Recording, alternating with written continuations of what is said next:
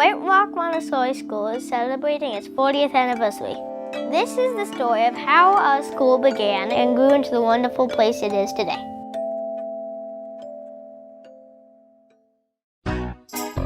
Our school started in 1975 as a single lower elementary class, when David and Gay Brass and Frank and Mew Duckett proposed the creation of a Montessori elementary school at a time when only a handful existed in North America. These four founders had children in St. James Montessori Preschool, where Sue Henry was teaching, and wanted their children to be able to continue with Montessori through elementary school.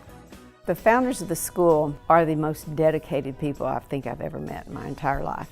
I was absolutely amazed that they went through what they did to start the school.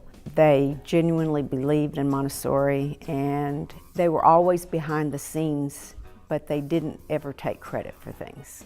We talked with the person that was head of St. James, and she said, well, yes, I know somebody that could teach. Marie Mosley deserves a lot of credit for giving us the confidence to do it. We wanted to do it because the teacher she had in mind was Sue Henry, so how could we go wrong? Yes, Sue was agreeable. I think she was agreeable because she had also a child that needed to be in first grade. I snapped at it because I wanted my children to have that experience as well. Our first classroom was in the Church of the Good Samaritan on Highland Road, very near White Rock Lake, so that's where we got the name. We started the first year with 12 children, 2 of them were mine. The first class, I don't think I knew how special it was at the time. I was pretty much oblivious to it because this was all I knew. But it was a very intimate classroom. You knew everybody in your classroom and interacted. It was really special. It was really, really small.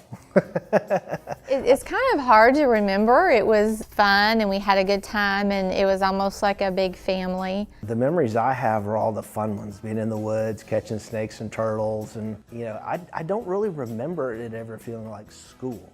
It was similar to homeschooling in a way, with a Montessori flavor. How long did it take before you guys considered it a success?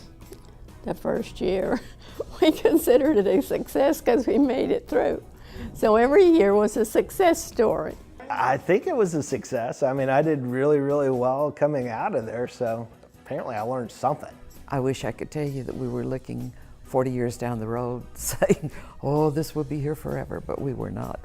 The school grew by 1 grade each year until it had 6 grades, 1 lower L and 1 upper L. Still small and modest, both classes shared a small room that had to be packed away each weekend to make room for the church. All the parents here know what goes on the Day of the Winter program, where all the classrooms are packed away, and at the end of the winter program, everything gets unpacked. They have to deal with unpacking the classroom.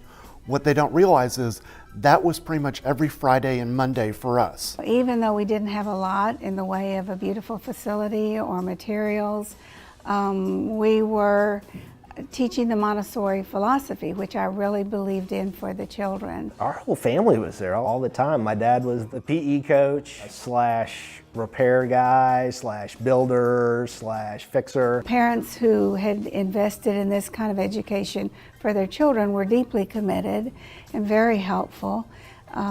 We had no copier or laminator. Parents did all of that for us, so it was kind of a co-op. In spring of 1980, the happy world of White Rock Montessori was interrupted by something terrible. The fire. That fire was, we thought, devastating. The school had lost its building. The fire and the mess from putting it out had destroyed and damaged many of the materials, but not everything was lost. There was no master plan after the fire either. We did what Montessori families do. We started to sort, because Montessori children learn to sort things into categories. So one family would collect all the bead material, another family would collect puzzle pieces. And to tell you the truth, I can go in, if I smell the phone in my mom's office or open up any of the old scrapbooks, I immediately know that smell. My main memory was actually the response of the students. And they were totally devastated because they had lost a tool of support. What I remember most from the fire is not the removing from the old building, it was setting up the classroom in the new one. Luckily, the growing school was already looking for a larger space and had begun to negotiate with St. Andrew's Presbyterian Church on Skillman Street in Lakewood. Immediately, they ramped up discussions and the church agreed to take us in. Dad started building shelves out of bricks and boards. Mom started meeting late at night and making materials. So the fire happened on a Monday, and we opened back up the following Monday. We didn't lose a student. One family whose child had to walk to school even found a new house to rent within walking distance so that he could continue there. So that kind of marked the beginning of our not questioning whether we were a viable school anymore. After that, we could see the commitment of the parents. It felt like we were moving from just sort of a co-op to this is actually a school. After coming back from the fire, stronger than ever, the school grew into its new home with more space, better facilities, and was able to establish itself even further. The St. Andrews era, I think, was an era of growth. Our first real director, I would say, was Cynthia Cave. She had been president of the board and then became our director and stayed for 7 years. Cindy set us up with real for sure business procedures and office procedures. I took over as director and had to rely very heavily on Sue because my background was not in education, it was all in business. It wasn't necessarily anything that I would have ever dreamed I was going to do, but it was by far the most rewarding thing I've ever done.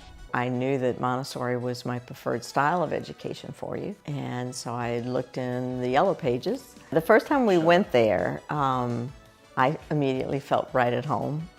I felt like Sue and Cindy were people I related to immediately. Under Cindy, we added 2 preschool classrooms and an office and a before and after care.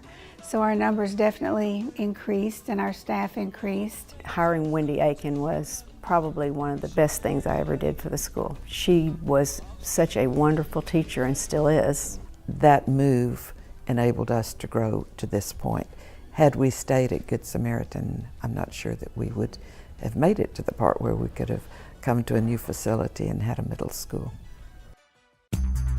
By 1993, enrollment was always full. The school had achieved status in the community, and we had gained affiliation with the American Montessori Society. Now parents began to express a keen desire for a middle school. A middle school steering committee was formed to study the matter. We were in love with the school. Alex was in love with the school. She was growing.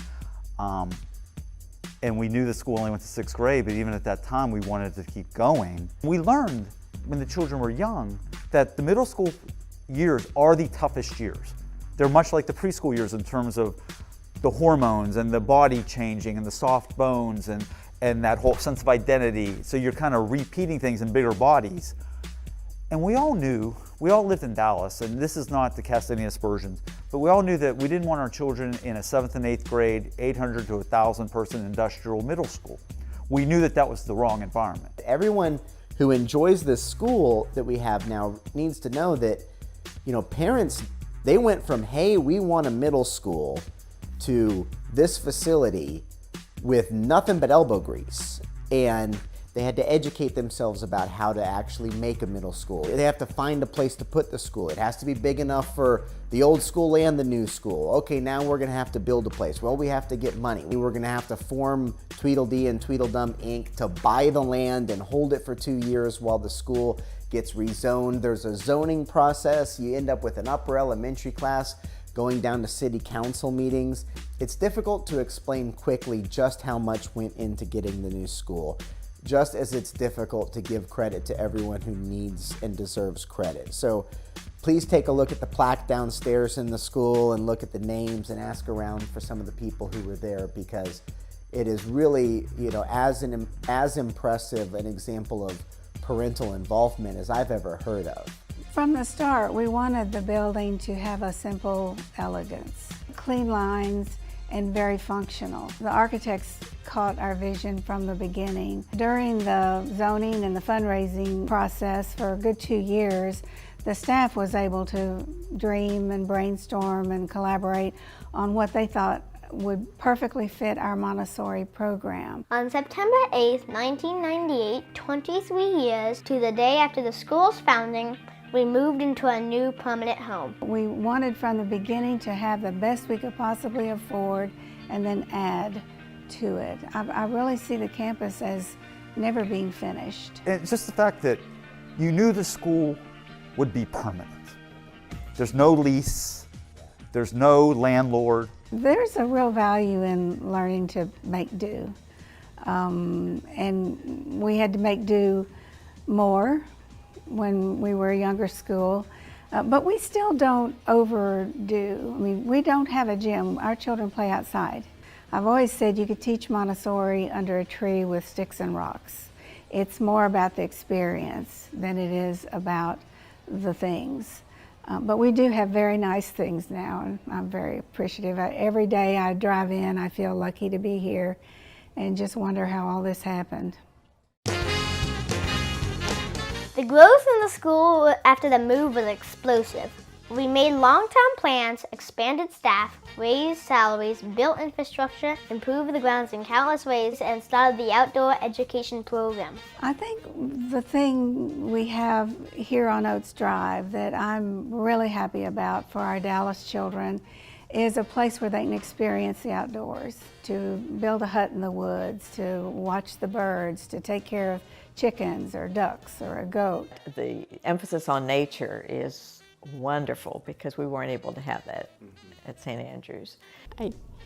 I'm hopeful that other Montessori schools are good and that other people that are checking into Montessori are pleased with it, but I don't think they'll ever find anything like White Rock Montessori. One of the things that I appreciate having gone to the school 40 years ago and now my daughter being here is that really her classroom experience is pretty much my classroom experience that I had. The continuity within the school is really truly remarkable. The only thing that you can certainly notice that's missing is ukuleles. When we realized it was going to be a new school, we thought that it should be with music. And so we had worked with the children some with ukuleles because it's small and they can carry it along with them. You mean the only instrument I can still play? I took 7 years of piano, can't play a note. I can still pick up a ukulele and play the Beatles' 5 Foot 2 Eyes of Blue. Anyone out there that wants to, hashtag bring the uke back, we need to get this to be part of our school again. It's hard to explain. There's a special sauce here that you can't really put your thumb on that really I think, Mom brought. She designed, it was her vision. This school was her vision, the architecture, the pictures, the paintings, everything that happens is part of, I guess, her master plan. I knew from the time I first met Sue, though, that Sue was the best teacher I think I had ever met in my entire life, not to mention the fact she was a great person. I never cease to be amazed at how she realizes this needs to be done. She's already thought about it, thinking about how to implement it, and then it happens. Now White Rock Montessori is a well-established school. We have a good reputation in the community. People know about us. Our students leave and do well. I think the future for White Rock is wide open. I believe that in our society today, there is much more of a need for Montessori education, if that's possible, than there was back in 1975 when we started the school.